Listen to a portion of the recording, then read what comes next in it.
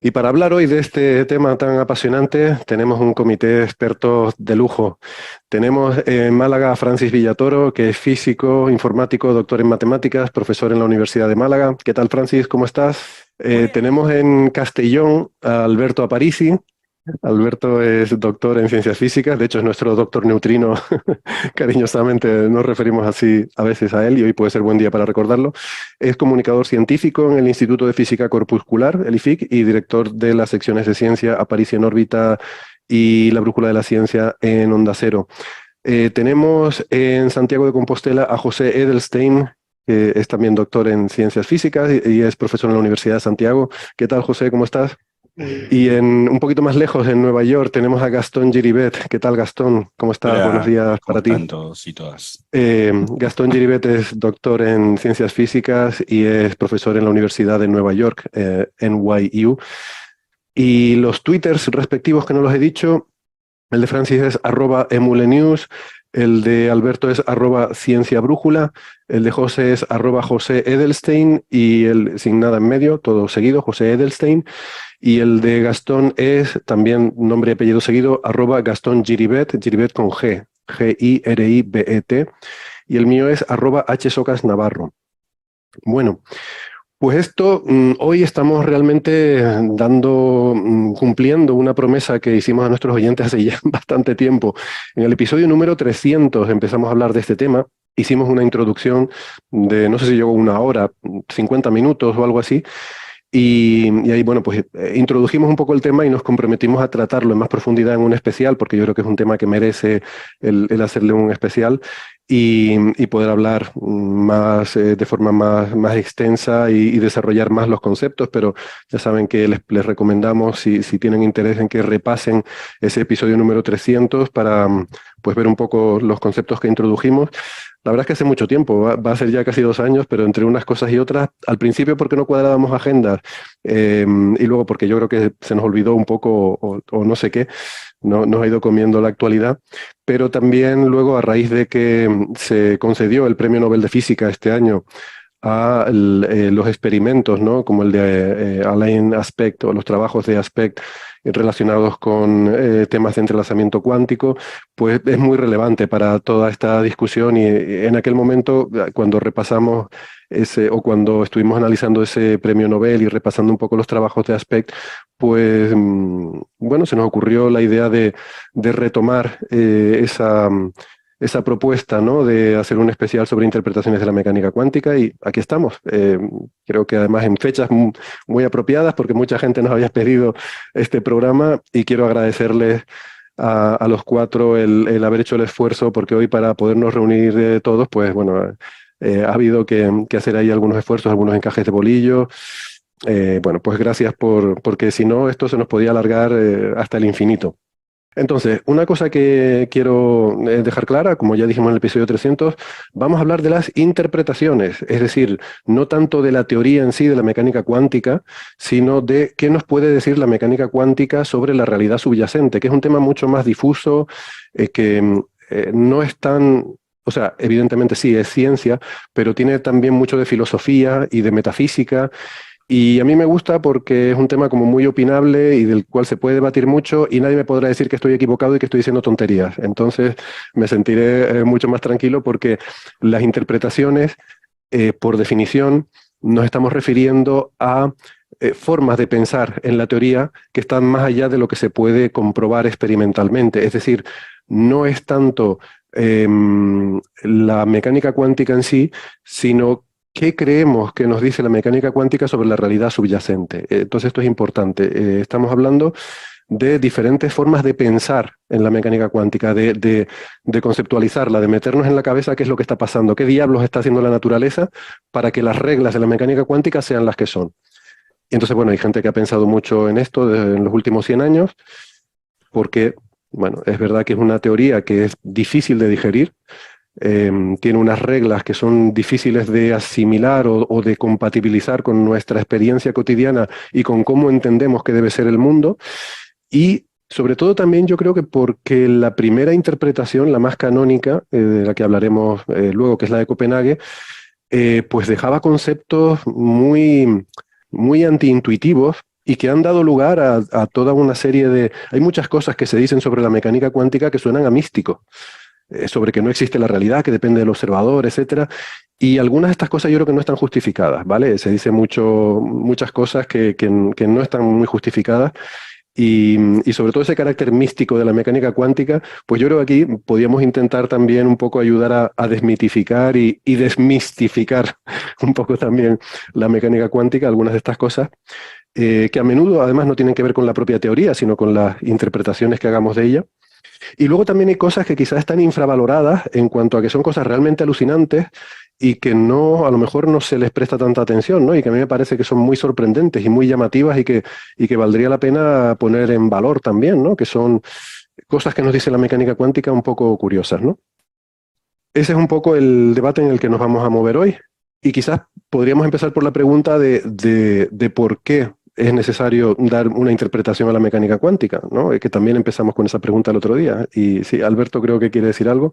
Yo solamente déjame decir una cosa. Mi opinión personal es que no hace falta, no es necesario interpretar la mecánica cuántica. O sea, podemos coger las reglas, hacer cálculos y demás. Entonces, ¿es necesario dar una interpretación a la cuántica? No, igual que tampoco es necesario hacer poesía ni hacer música. Pero como somos seres humanos, nos gusta hacer poesía, nos gusta hacer música y nos gusta pensar en cómo interpretar la cuántica. Esa es mi idea. Aunque bueno, Francis dijo una cosa en el episodio 300 que luego rescataré, que puede ser una motivación interesante científica para pensar en interpretaciones. Pero perdón, Alberto, ¿querías decir algo? No, nada, yo solo quería, digamos, empezar a tirar ideas sobre toda esta cuestión, abordando esto que acabas de decir, ¿no? De por qué hace falta interpretar una teoría.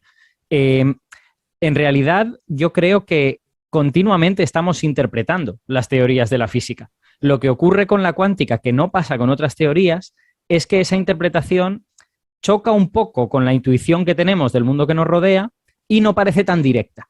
Pero si nosotros, pues yo qué sé, si estoy describiendo el movimiento de un péndulo, pues el movimiento del péndulo es una ecuación en la que yo puedo describir la posición de ese péndulo con una coordenada X y una coordenada Y, puedo describir la posición de ese péndulo con el ángulo que forma el péndulo con respecto a la vertical, y yo tengo que estar continuamente interpretando eso. Si yo describo el péndulo con un ángulo, pues yo tengo que decir, no, yo estoy considerando que este péndulo es como una especie de línea recta, con un peso en el extremo, y ese ángulo representa la situación que hay respecto a la vertical. Lo que pasa es que esa interpretación a todo el mundo le parece pues como muy normal.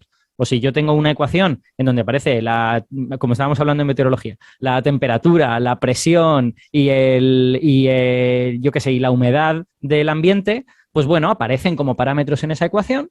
Y a todo el mundo le resulta muy natural pensar, bueno, pues esto es la temperatura y lo miden los termómetros, esto es la presión, lo miden los barómetros, y esto es la humedad y lo miden los higrómetros. No pasa nada, ¿no? Lo que pasa es que cuando uno se va a una teoría como la cuántica, empieza a encontrarse que sus ecuaciones, las matemáticas de la teoría, que formalmente son lo mismo de lo que yo estaba hablando, porque estaba hablando de ecuaciones de un péndulo, ecuaciones de la meteorología, pues ahora las ecuaciones de la cuántica tienen una serie de objetos en ellas que ya no son tan fáciles de identificar con cosas que nos suenen en la vida diaria, ¿no? Y ahí es cuando hace falta, digamos, interpretar. Aunque en realidad estamos interpretando siempre. Lo que pasa es que cuando interpretábamos antes lo veíamos pues como, esto es una tontería muy evidente, y cuando interpretamos en la cuántica no está tan claro. Voy a mencionar solo uno de esos objetos para dejar hablar al resto de gente, que es la famosa función de onda, ¿no?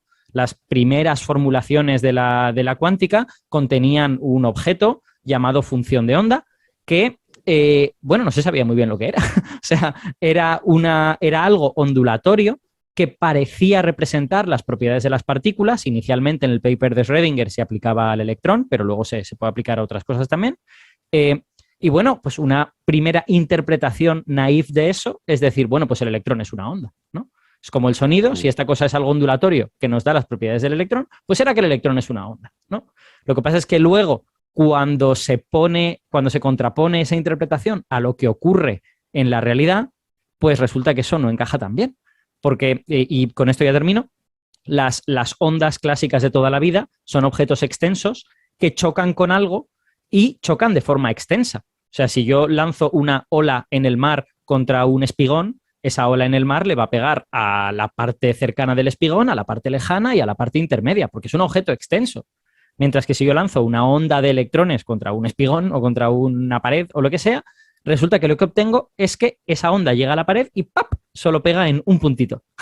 Solo pega en un punto. Y eso hace, pues, difícil interpretar esa función de onda como una onda de las de toda la vida, ¿no? Parece una onda un poco diferente. Y en ese momento tenemos que empezar a darle la cabeza, vale, ¿y esto por qué es diferente? Entonces, ¿esto es el electrón o es otra cosa? Y ahí es donde empieza, yo diría, el problema de las interpretaciones. Sí, si me permitís un comentario breve.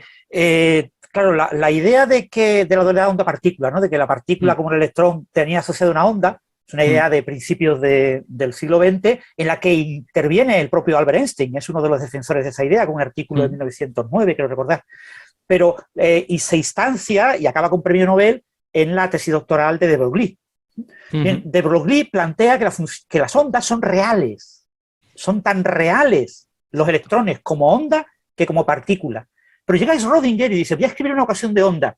Y escribe una ecuación de onda que aplicada al electrón es una ecuación que depende de 3 variables. La posición del electrón en el espacio. Pero que aplicada a un átomo en el que tengo un núcleo, un protón y un electrón, tiene 6 variables. Es una función de onda en un espacio de fase, en un espacio efectivo. Si tú tienes n partículas, la función de onda tiene 3 por n variables. Donde las otras 3 son las velocidades, ¿no, Francis? Perdón. No, en principio tú puedes usar una representación en la que la función de onda te describe las posiciones o las velocidades o cualquier otra magnitud que te permita extender y entender tu sistema, ¿no? Vale. Pero que lo que nos muestra Schrödinger es que la función de onda no puede ser una onda física, una onda real, como pensaba de Broglie. Entonces, ya en el mismo nacimiento del artículo de Schrödinger, Schrödinger publicó varios artículos seguidos, en el mismo nacimiento de la ecuación de Schrödinger parte el conflicto con la interpretación de Broglie y la que propone Schrödinger, que dice, no, la función de onda no puede ser real, porque vive en un espacio que no es el espacio tridimensional, como quería que fuera de Broglie. Son ondas diferentes. O sea, la onda de Broglie, que es la de la dualidad onda-partícula, no es la misma onda que la función de onda de Schrödinger, que es una función que nos da información sobre una partícula, sobre un sistema, que además depende, esto es una cosa que no sé si la gente lo tiene claro, no hay una función de onda de una partícula. O sea, depende de cuál sea el observable que tú estés interesado en analizar, de cuál sea tu experimento. O sea, hay una función de onda para la posición de una partícula o para el spin, o sea, depende de cuál sea el estado cuántico con el que tú estás trabajando, ¿no? Existe una función de onda asociada a un determinado estado cuántico y eso depende del experimento que tú estés planteando. Pero quiero ver si Gastón y José también tienen comentarios de entrada. Bueno, yo propongo 2 cosas. La primera es, bueno, estoy totalmente de acuerdo con lo que dijeron acá. El premio Nobel de Física de Broglie, que es el de, creo, 1929, si no me equivoco, o sea, 2 años después de la conferencia de Como en Italia, ¿no? Donde se dio lugar a lo que se conocía como la interpretación de Copenhague, que no fue en Copenhague, fue un chiste porque Niels Bohr era de Copenhague, y era uno de los 3 promotores más grandes de esa idea en esa conferencia italiana. Es cierto que la idea de esa onda no termina siendo la función de onda de Born, que dicho sea de paso, escribió no como central en su paper, Born, sino que la interpretación de la función de onda como probabilidad, o mejor dicho, como la raíz cuadrada de la probabilidad, es algo que anotó como nota de prensa después, como agregado luego en el momento de ser impreso. Esto nunca lo chequeé, pero lo leí no me acuerdo si Ernesto Lozano Telechea, o sea, de alguien muy serio. Y que la cuestión editorial, esto un poco para poner en perspectiva cómo se fue formando la idea, dónde ponían los acentos ellos. Porque es muy importante entender cómo se fue formando incluso la terminología de la mecánica cuántica para entender la fuente de algunos problemas. Algunos problemas, creo yo, son legítimos y otros nacen de una mala interpretación o un mal uso de las palabras. Por eso, lo que quiero aclarar acá es que yo reconozco, debe haber muchísimos más, yo no soy un experto en esto, no soy epistemólogo, pero hay tres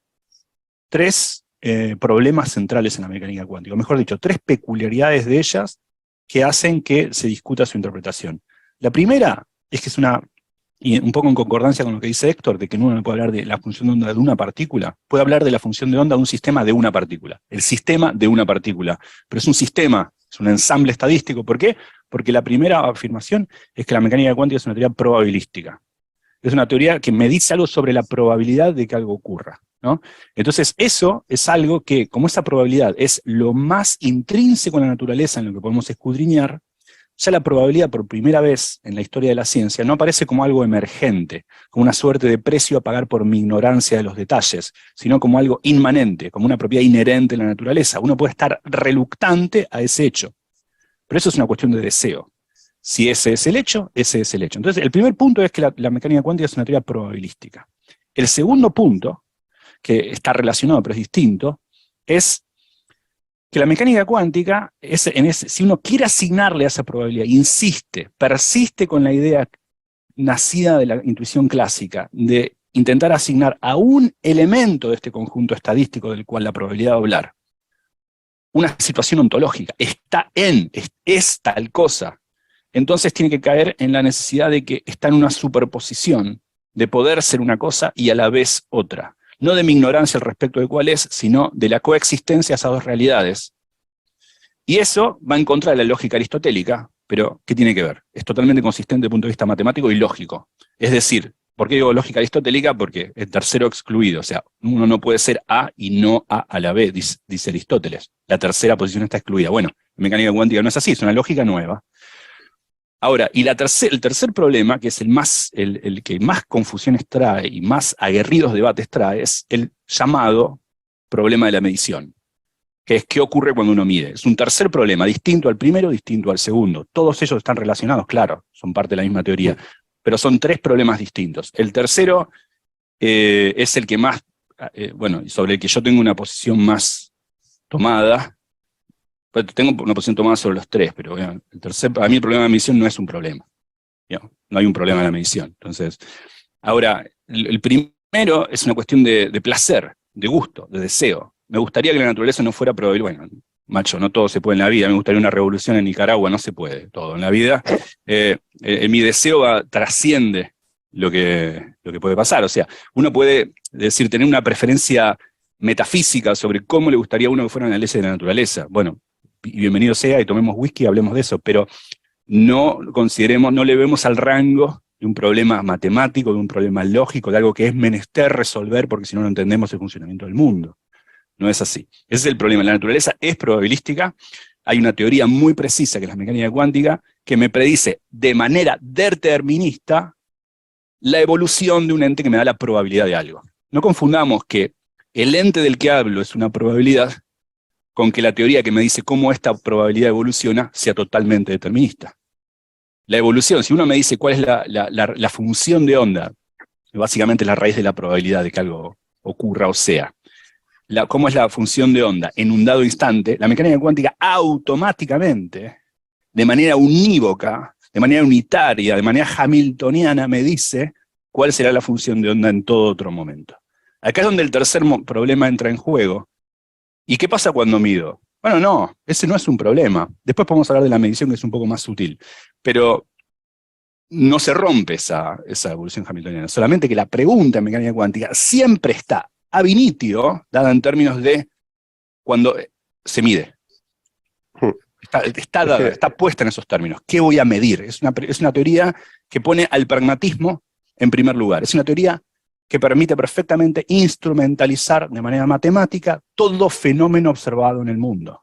Claro, quieres decir que técnicamente la medida tiene que ser como el final del proceso, ¿no? Y que ponerla en medio es lo que te genera problemas, ¿no? Exacto. En mecánica cuántica uno formula preguntas. Las únicas respuestas que la mecánica cuántica puede dar, y las da de manera muy precisa, son preguntas que incluyen ya el momento de medición como parte de la pregunta. Ahora, más adelante entraremos más a fondo en estos tres conceptos que ha traído Gastón a colación, así que el oyente que no le haya podido quedar claro, no se preocupe, que prometo que volveremos a hablar en más detalle de estos tres temas. Una forma muy elegante de decir que no se entendió una vez. Sumándome a lo que han dicho, me gustaría quizás darle un pequeño matiz diferente, simplemente que complementario, ¿no? Estando de acuerdo con todo. Alberto comentaba, ¿no? la abstracción que uno hace para el movimiento de un péndulo, ¿no? Al final, la física, por supuesto, desde sus inicios, es convertir en matemática una realidad física, pero lo que es muy chocante en la mecánica cuántica de entrada es el que el objeto que yo puedo describir no es ni el péndulo, ni el electrón, ni nada, sino que ni siquiera es la probabilidad. Gastón decía la raíz cuadrada, pero incluso si nos ponemos técnicos es más sutil que la raíz cuadrada, es algo más, digamos, que está, tiene menos información, o más información, mejor dicho, que la raíz cuadrada de algo. Entonces es rarísimo, desde luego que es rarísimo que la naturaleza, o sea, Gastón dice es una cuestión de, las cosas no son como uno querría, pero evidentemente es un golpe duro y raro que la naturaleza, lo que podemos comprender de la naturaleza sea una densidad de probabilidad, ¿no? Eso es lo máximo que podemos llegar a. Además, la mecánica cuántica nos dice que ahí se acabó, o sea, que no es una cuestión de que la teoría todavía le falta 2 golpes de horno, no. Ahí terminó la descripción que podemos hacer de la naturaleza. Lo otro, el tema de la medida, que es el problema probablemente más grave, digamos, donde se producen los mayores choques, tiene que ver, y seguro que vamos a abordar, es el que más vamos a abordar, sospecho, pero lo quiero plantear de una manera mucho más simple, y es que la mecánica cuántica, lo que se llama la interpretación de Copenhague, o sea, la formulación más canónica, y en la que creo que todos vamos a estar acá de acuerdo, que funciona muy bien, y por lo tanto este programa podríamos terminarlo aquí mismo, necesita separar el mundo en el observador y el sistema. Y eso es algo muy raro, evidentemente, porque, bueno, o sea, a nivel experimental, bueno, pues uno puede tragar fácilmente, uno dice, bueno, está el experimento y está el experimentador, los aparatos que observan, y que al observar además se produce este fenómeno de la observación, de la medida, que es que hace que el estado del sistema, lo que dice la interpretación de Copenhague, es que al medir, el estado del sistema cambia de manera discreta, o sea, pasa de algo a una cosa radicalmente distinta en el instante de la medida. Dilo, colapsa. ¿Lo quieres decir? El llamado colapso de la función de onda. Pero básicamente uno tiene un estado de entrada en el aparato que mide, y en el momento de medir, la medición da algo.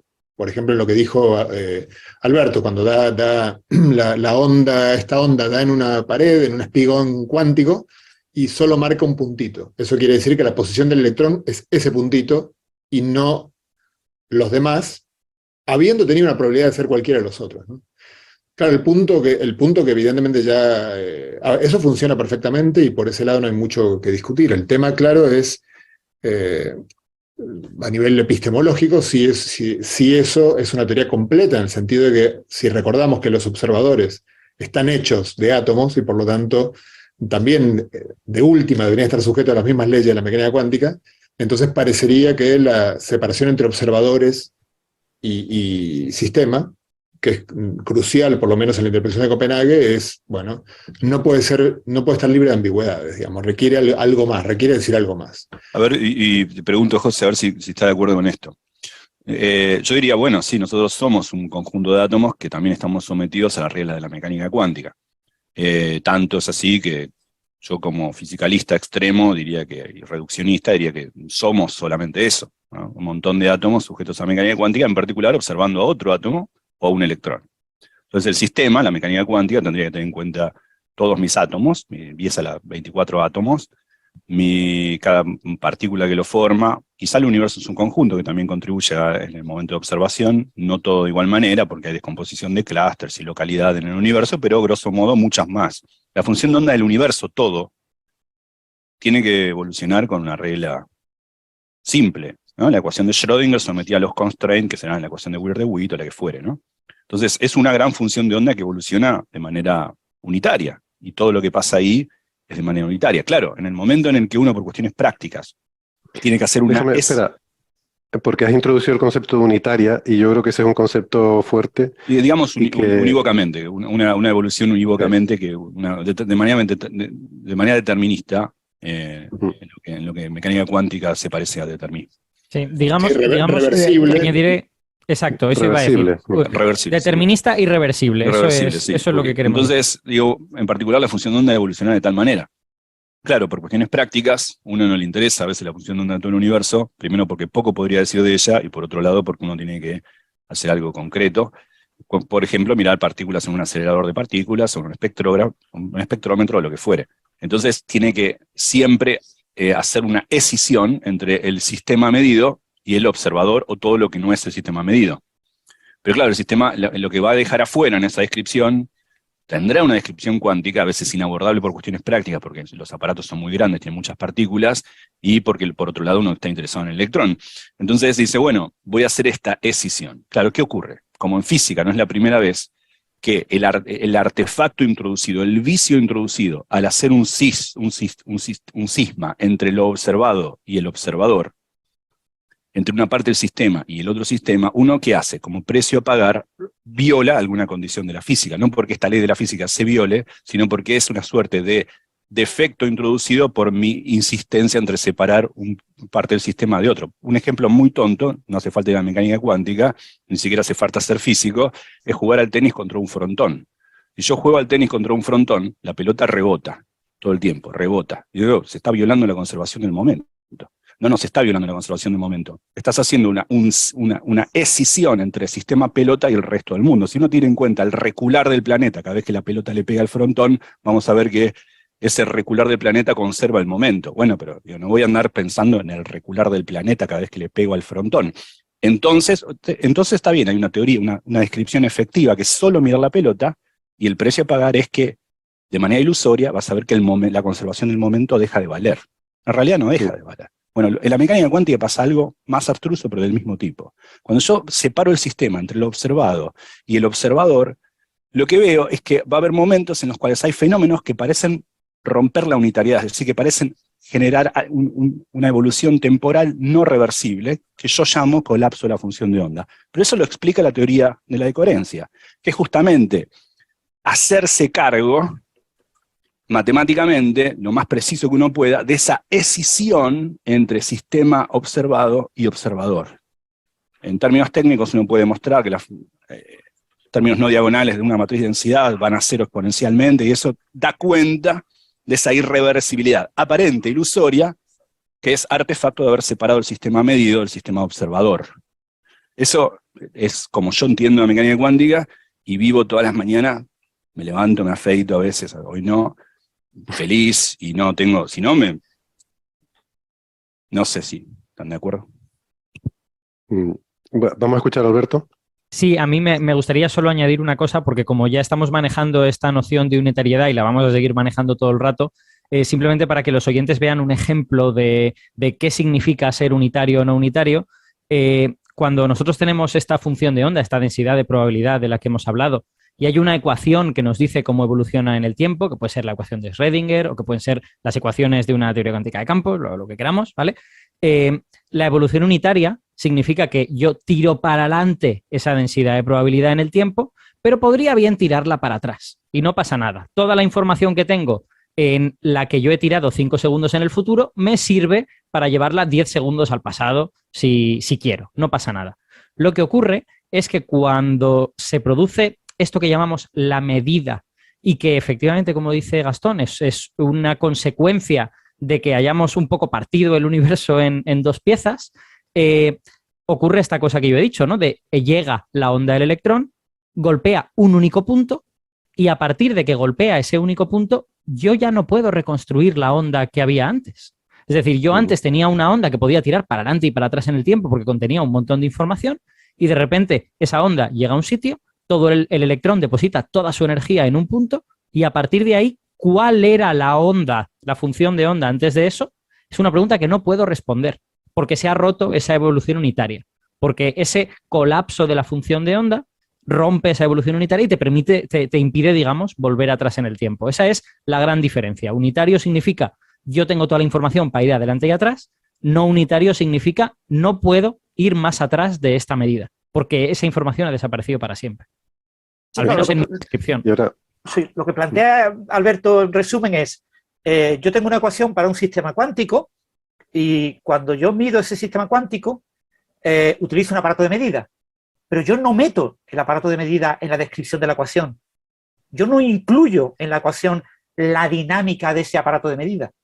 Entonces, claro, la ecuación me dice cómo evoluciona de manera continua la función de onda, mientras no intervenga algo que no está descrito por la ecuación, que cambia radicalmente el estado de la ecuación y la función.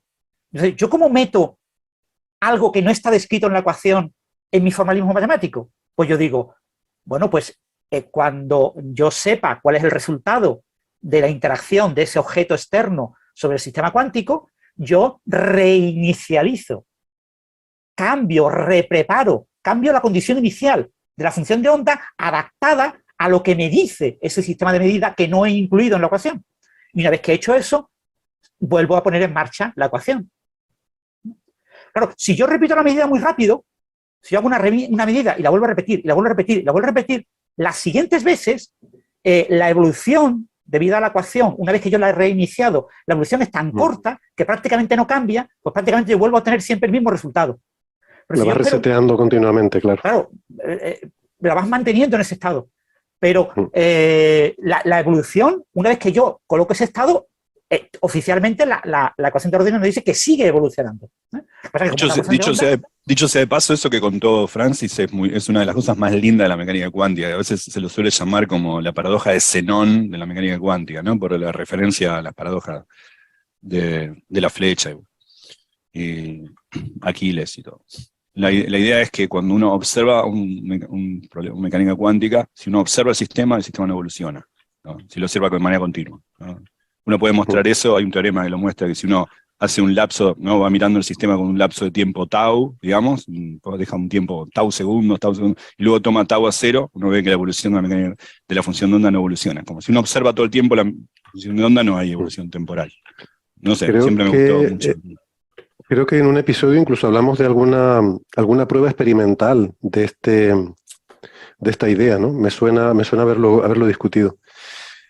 Bueno, hay algunos conceptos ya parecidos de la unitariedad, hay un par de conceptos más que me gustaría introducir, pero de todas formas, antes de eso, como comentario general también esto de las interpretaciones, y por el hecho de que veo que estamos como muy de acuerdo y por agitar un poco el árbol, yo diría que nos vemos con estos problemas para interpretar la mecánica cuántica, sobre todo y fundamentalmente porque no la aprendimos de pequeños. La aprendemos de mayores cuando ya tenemos unas intuiciones desarrolladas.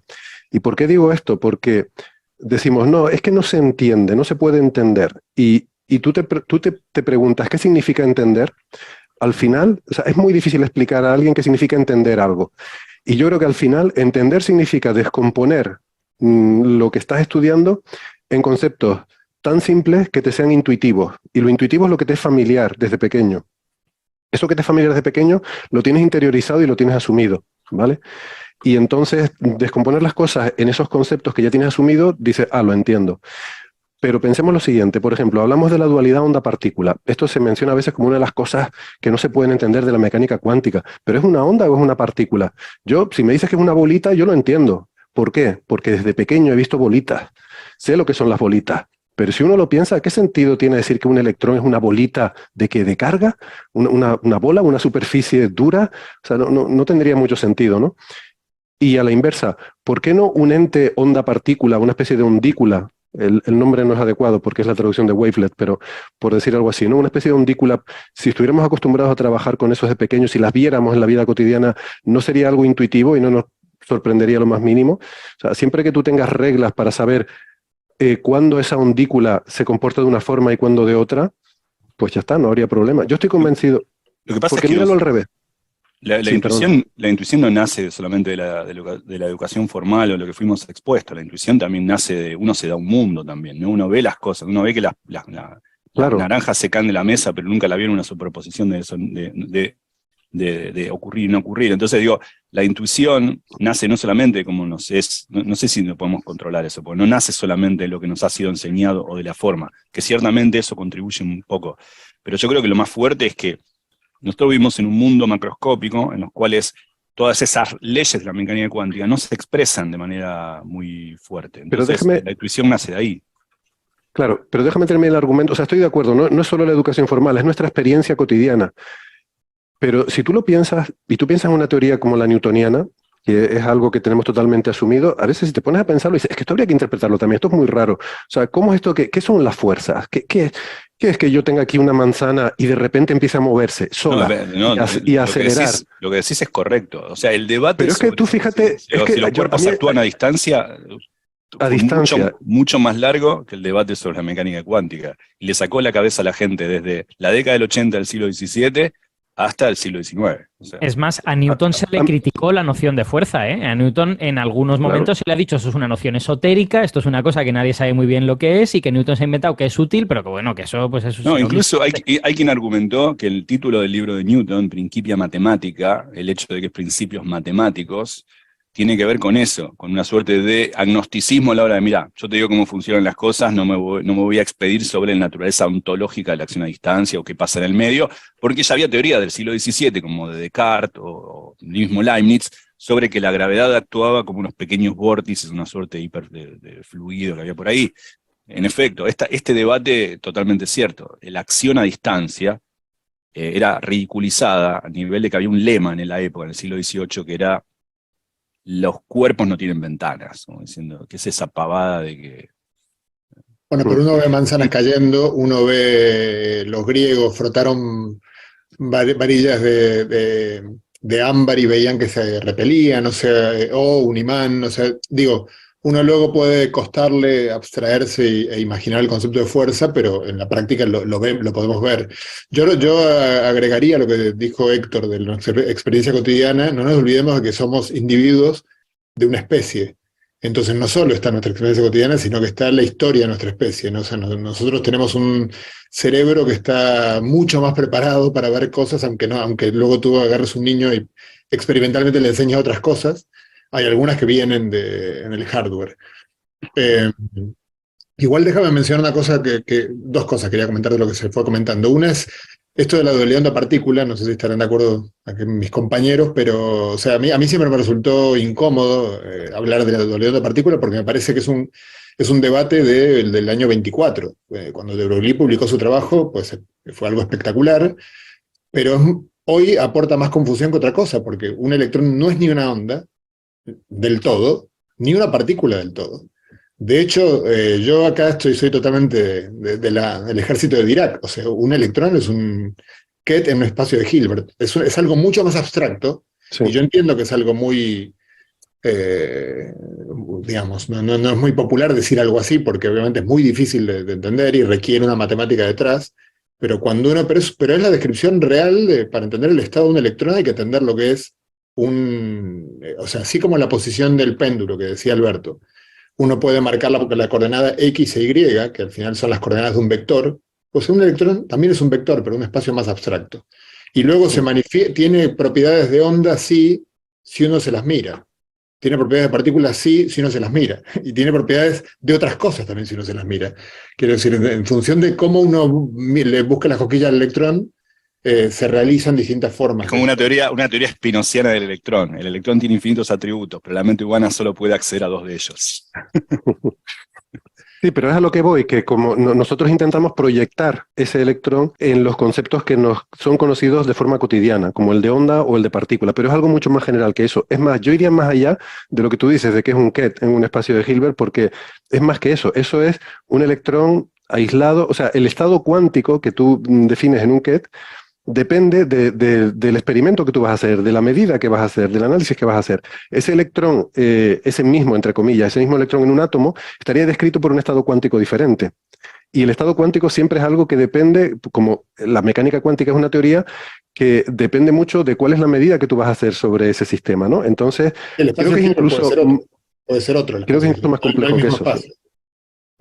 A diferencia del péndulo. El péndulo puede estar en un sitio o en otro, es el mismo espacio físico al cual se desenvuelve el péndulo. En cambio, en cada problema de mecánica cuántica, el espacio de Hilbert es uno distinto.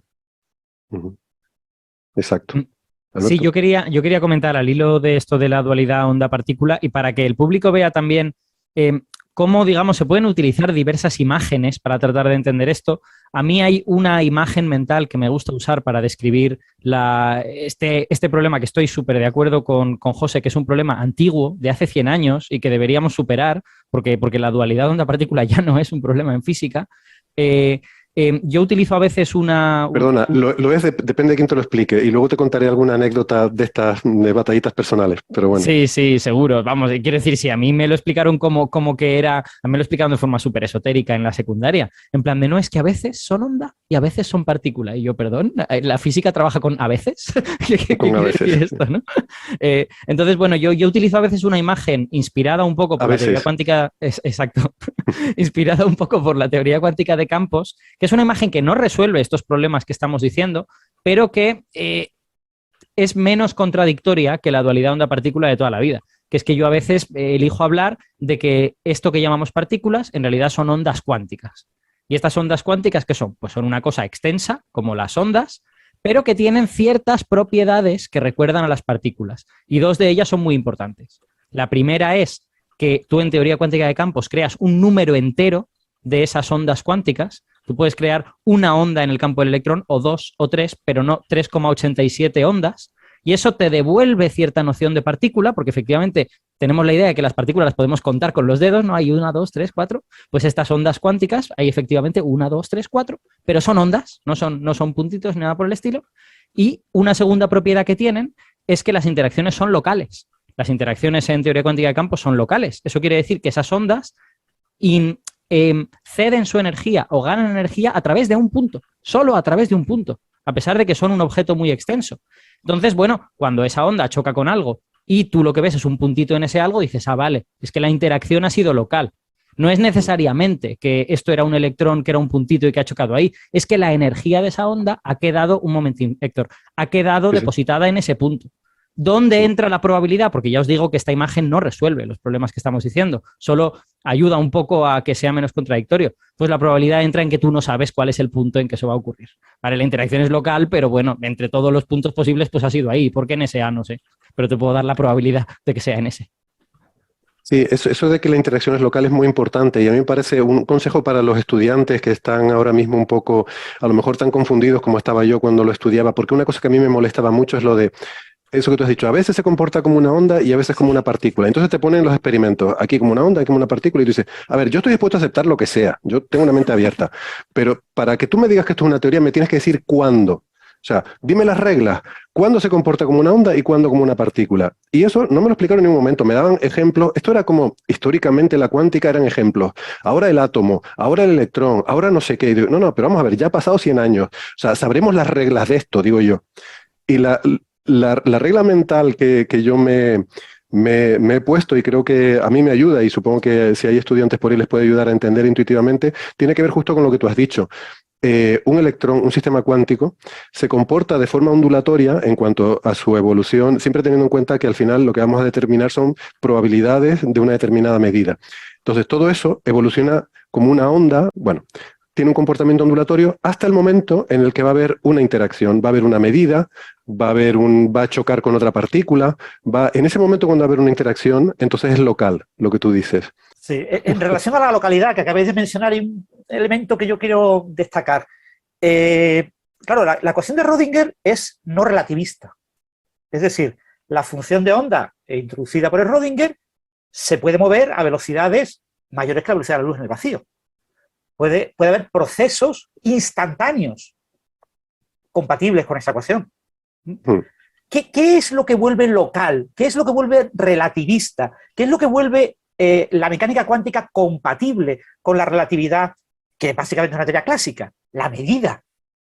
Las medidas, las interacciones. Lo que comenta Alberto, la partícula evoluciona siguiendo la ecuación de onda hasta que llega a la medida, pero la medida involucra un sistema que es clásico, es relativista, y te va introduciendo la causalidad. Después de cada medida, tú ya puedes hablar de un sentido temporal, de una fecha temporal, tienes irreversibilidad, tienes un antes y después. Pero en la propia evolución de la función de onda, como la ecuación es reversible, tú no tienes un antes y un después. Es decir, lo que te marca que la teoría sea compatible con la relatividad, aunque la ecuación es una ecuación no relativista, que permite que las cosas, por ejemplo, el colapso de la función de onda, o por ejemplo el efecto túnel, o cualquier efecto cuántico, si tú te riges por lo que dice la ecuación de Rödinger, puede ser instantáneo. Y si tú malinterpretas resultados experimentales usando la ecuación de Rödinger, creerás que son procesos superlumínicos. Pero todo es ficticio, es mentira, no es verdad. No es verdad. Pero ¿qué es lo que te resitúa una ecuación no relativista en un contexto relativista? Pues básicamente que la medida tiene que ser realizada por objetos que cumplen con la relatividad, que son los sistemas de medida que lo cumplen porque son básicamente clásicos. Exacto, y es precisamente el hecho de que las interacciones son locales lo que te permite garantizar que la teoría cuántica de campos verifica la relatividad. Es que una cosa y otra están íntimamente ligadas.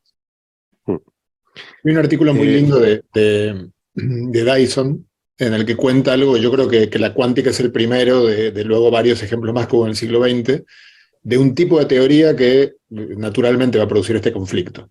Lo mismo ocurre con la teoría cuántica de campos y particularmente con las teorías Gauge. Y es que son teorías en las cuales las ecuaciones fundamentales de la teoría están escritas con variables que no son las del mundo que luego experimentamos. Es como si hubiera dos niveles, dos capas. Que esto suena medio místico, pero es así, la capa profunda, en la cual uno tiene la función de, bueno, el estado, el ket, o la función de onda en mecánica cuántica, o el campo gauge o gauge en la teoría cuántica de campos, pero luego ninguna de esas dos cosas se mide realmente. Lo que uno mide es el tensor de campo, por ejemplo, el campo eléctrico y no el potencial vector, o en mecánica cuántica la probabilidad y no la función de onda. Pero ¿hasta dónde esto en realidad no está tan bien presente en la energía? Porque lo que uno mide en general es la inercia de una partícula, punto. No mide otras cosas en la vida. Yo iba justo a ese mismo ejemplo, la energía potencial. ¿Que es real la energía potencial? Cuando alguien pregunta, ¿es la función de onda algo real o es una herramienta matemática? Bueno, ¿y la energía potencial qué? O sea, si yo tengo una piedra encima de una mesa, ¿qué es la energía potencial? ¿Puedo extraerla? ¿Puedo pinchar la piedra y con una jeringuilla y sacar de ahí la energía potencial y verla? O sea, no. Yo no sé si es igual, porque la energía, justamente por la equivalencia entre la energía y el calor, la energía la puedes convertir en calor. Puedes subir temperatura de un líquido, directamente la energía, no una cantidad derivada de la energía, como es aquí. Y ahí marco la diferencia entre la función de onda y la probabilidad. La probabilidad la puedo medir. Tengo que hacer algo que también es abstracto, ¿no? Porque, comprender que uno tiene que hacer, lo que decía Gastón en su primera intervención, ¿no? Que lo que describe la cuántica no es un electrón, sino un ensamble de infinitos electrones o un número arbitrariamente grande de electrones idénticos, en los que en abstracto lo que estoy haciendo o imaginando que hago es tantas veces como puedo un experimento y obtendría un 25% de las veces algo reflejando esa probabilidad que la teoría describe, ¿no? Eso es algo muy abstracto y que en realidad en la práctica uno nunca hace, obviamente, esos infinitos experimentos, ¿no? Pero entonces la relación entre el objeto, la función de onda, y lo que uno puede medir, yo creo que es mucho más alejada que la que hay entre la energía, que si bien es un concepto también abstracto, pero convertible directamente, intercambiable directamente por el calentamiento de un líquido, por ejemplo. Sí, pero yo creo que lo que Héctor quiere decir, y perdona que te interprete ahora a ti, Héctor, que estás presente, la mecánica cuántica por lo menos no se puede quejar. Yo soy más difícil de interpretar que la cuántica, pero inténtalo. Me gustaría verte intentarlo. Lo que Héctor quería ilustrar es que las dificultades de interpretación o el hecho de que haya conceptos un poco abstrusos no es exclusivo de la cuántica, sino que en física clásica uno puede encontrar problemas que, aunque son de calado menor, sigue habiendo ahí cierta... que uno podría decir, esto existe o no existe, ¿no? De la misma forma que a Newton le decían lo de las fuerzas. Hombre, quizás ese es el punto de José, ¿no? Quizás José, citando al caso de Dyson, ¿no? También no, era el punto mío. ¿Por qué estamos ahora...? No, digo, en el sentido de que quizás también en la clásica, justamente, lo que decía José es cuando aparece en la descripción matemática de la física, o de la naturaleza, un elemento que no es aquel con el que uno directamente trata o con el que uno ya tenía aprendido. Entonces, esas discusiones ya están llamadas a ser materia de debate. Y de hecho, lo que estamos diciendo ahora en la física clásica capaz que también es parte de eso. Recordemos que la noción de fuerza, la acción a distancia, qué sé yo, también dio lugar a un debate tremendo en su momento. La ley de conservación. Claro. La ley de conservación, hay cosas constantes en el universo, cosas que se conservan. Eso también, que fue muy importante, una discusión entre el siglo XVII y el siglo XVIII. Eso también, el nuevo emerger de una cosa, yo nunca había hablado de energía, esto es una cosa nueva, había hablado de partículas, de cosas calientes, pero bueno, eso, capaz que todas esas discusiones están llamadas a ser debate. Creo que eso es lo que decía José citando a Dyson. Capaz que también en la clásica. Y sobre como acá lo que la cuántica de alguna manera tensiona el concepto de realidad, ¿no? En el sentido de que cuando uno quiere creer que la realidad es, como decía el general, la única verdad es la realidad, decía el general Perón. No, pero quiere decir, uno quiere creer que la realidad es algo objetivo, que está externo, inmanente, ¿no? Que está allí aunque yo no lo observe, etcétera, etcétera, ¿no? Y por ejemplo, en el caso, volviendo al ejemplo del que partió Alberto, ¿no? El péndulo está ahí aunque yo no lo observe, y las variables con las que los describo son la posición del péndulo, que es lo que yo observo directamente, ¿no? Luego podrá ser un poco más abstracto el concepto de fuerza, aunque también... Pero no del todo, porque tú puedes trabajar con el problema del péndulo para calcularlo y puedes calcular la energía potencial que tiene el péndulo inicialmente y a partir de ahí derivar la velocidad con la que pasará el péndulo por el punto más bajo. Entonces, ahí de nuevo tenemos variables que no son directamente, que no corresponden a la realidad física. O sea, lo que estoy intentando argumentar es que creo que a veces con la cuántica, como hay tanta discusión y tiene tanta mística, a veces hay cosas que nos sorprenden y que a lo mejor no deberían sorprendernos tanto porque ya estaban presentes en la clásica. Por ejemplo, a veces se habla, no, es que hay formalismos que son equivalentes. Uno puede usar el formalismo de Schrödinger o el formalismo de Heisenberg, uno matricial, con operadores, con vectores, otro analítico, con funciones, como es el de Schrödinger. Y son dos formalismos y sin embargo son equivalentes y tal. Bueno, pero es que eso te pasa también con la clásica. Hay muchos formalismos con los cuales tú puedes resolver un problema y son totalmente equivalentes, ¿no? El ejemplo de la piedra, que tengo una piedra aquí, la suelto y la piedra va a caer, yo puedo hacer fuerza igual a masa por aceleración y calcular cómo cae, o yo puedo decir, no, es que la piedra aquí tiene una energía potencial que se convierte en energía cinética. Y alguien me podría decir, ¿pero qué es la realidad? ¿La realidad es que la fuerza tira de la piedra hacia abajo? ¿O que hay una energía que es una sustancia que contiene la piedra y esa energía se va convirtiendo en movimiento? La sustancia se convierte en movimiento a medida que la piedra baja. Son como dos formas de interpretar esa física clásica, ¿no? Y podríamos pelearnos por esa interpretación y habrá quien le guste la interpretación de la fuerza tirando hacia abajo y habrá quien le guste la interpretación de la sustancia, energía potencial convirtiéndose en velocidad. Pero como que ya lo tenemos tan asimilado que no pasa nada, que son dos formalismos, que son dos formas de verlo, y con la cuántica, sin embargo, nos llama la atención. Yo creo que no es lo mismo. Eso es... Yo voy a disentir aquí porque si bien hay elementos en común, pero yo creo que hay una diferencia cualitativa, porque la energía potencial, por ejemplo, tiene que ver con la altura de la piedra. Entonces, la altura de la piedra, y luego eso lo puedes relacionar con la fuerza, naturalmente. Entonces, todo cuadra con todo, pero es que además la altura, sobre todo el punto que quiero remarcar, es que es algo objetivable. O sea, un niño sin instrucción comprende, no se deja caer, salvo por accidente, por una ventana. Comprende el concepto de altura, es algo muy fácilmente objetivable. En el mundo de la cuántica, digamos, no estamos lidiando estamos diciendo que no me entiendas mal. No me entiendas mal, déjame terminar el argumento. No estoy diciendo que entonces la cuántica sea todo súper normal. No, quiero decir, tiene sus cosas raras, que son las que vamos a hablar, pero no... O sea, tiene cosas que son muy raras y difíciles de entender y que vale la pena debatir mucho, pero otras que a lo mejor no tanto. Y a mí el hecho de que haya diferentes formalismos o que haya cantidades que no estén relacionadas directamente, o sea, que haya capas de cantidades más abstractas, eso de por sí no me parece tan extraño.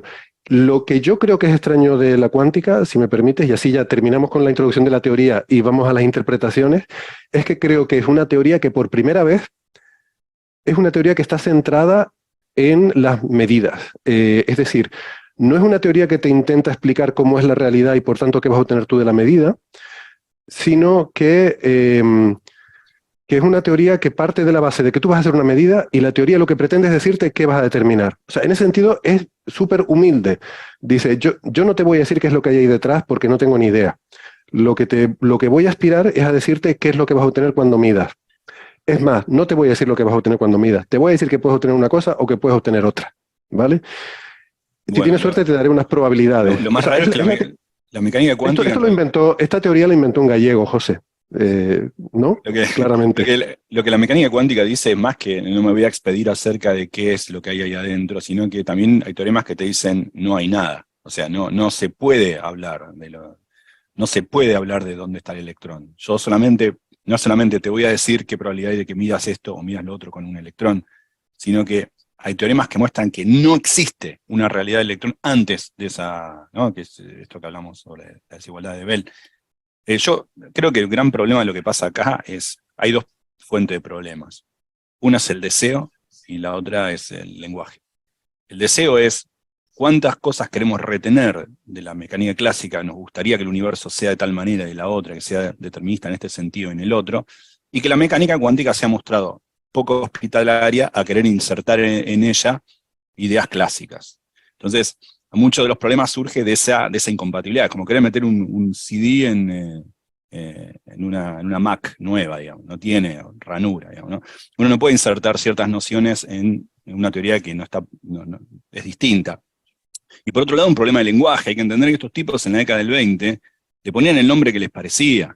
No entendían nada, aparecía una partícula nueva, qué sé yo, se comporta así, mirá, acá parece que es Los tipos estaban confundidísimos. Entonces de ahí nacen nombres como la dualidad onda-partícula, el principio de indeterminación, y se peleaban si era incerteza o indeterminación durante años. Hoy esas cosas se entienden bien. Pero claro, uno abre un libro, escucha eso, viene un New Age de estos que le dan coaching a los empresarios para ver cómo te sentís mejor cuando te respirás a la mañana, y usan toda esta jerga, usan de esto, y esto genera un montón de ruido en la gente, ¿no? Medicina cuántica, un montón de chantas que hay por ahí, y en la comunidad científica también, porque en la comunidad científica a veces uno también, de una manera quizá más educada, avesada en este tema, intenta ponerse a resolver problemas que en el fondo no existen como tales, ¿no? Que nacen de un uso raro de las palabras, de analogías imperfectas, de confusiones históricas. Ya lo dijo Heisenberg, te dice alguien. Bueno, pero Heisenberg sabe mucha menos mecánica cuántica que un estudiante de la universidad hoy. Mucha menos. Heisenberg era un genio porque la hizo, no porque la sabía bien. Obviamente Heisenberg no entendía mucho de mecánica cuántica. O sea, hoy agarra a un estudiante de mecánica cuántica de segundo año, aprueba el parcial. Heisenberg no. Bueno, luego lo comentaremos, el experimento de la doble rendija, luego hablamos de eso. Pero eso iba a agregar justamente, porque para mí fue, cuando yo empecé la universidad, había escuchado la mecánica cuántica, así como divulgación en el colegio, pero para mí ese fue entender el experimento de la doble rendija. Para mí es esclarecedor en general. Después lo podemos contar porque creo que nos ayuda a todos a entender eso. Vale, sí, luego lo contamos para explicar algunos detalles sobre eso, lo deferimos un poco, pero bueno, entonces... Un comentario más solamente para que este programa no insatisfaga, no deje de satisfacer a mucha gente. No es que nosotros no estemos al tanto de la teoría de la onda piloto de Bohm, o de las propuestas del superdeterminismo como salida a las desigualdades de Bell y eso. Es solamente que, al menos a mí no me interesan esas teorías, me parecen una paparruchada. Ojo que Toftes, bueno, por lo menos mejor Héctor, escucha este programa. Bueno... No, ojo, que este es un programa sobre interpretaciones, y entonces nada son paparruchadas. Yo lo mismo en la segunda parte del programa voy a defender la onda piloto, o voy a defender el superdeterminismo, no sabes. Es más, podemos abrir la puerta de que sepa, señora oyente, señor oyente, que la opinión vertida por alguno de los participantes de este programa no representa lo que piensa. La línea editorial. Podemos tomar, cada uno puede decir algo, aunque no esté convencido de eso. No, aquí hay una función de onda de la tertulia, y entonces atribuir a tertulianos individuales opiniones es un error. No, esto no va, exacto, la teoría no funciona así. Y hay mucha interferencia también en el tertuliano. Hay una frase estándar que pongo siempre en la descripción de los episodios, Gastón, no sé si la has visto, que dice que los comentarios vertidos durante la tertulia representan únicamente la opinión de quien los hace, y a veces ni eso. O sea que eso hay que dejarlo claro ya desde el principio. Okay, ya me habían ganado de mano.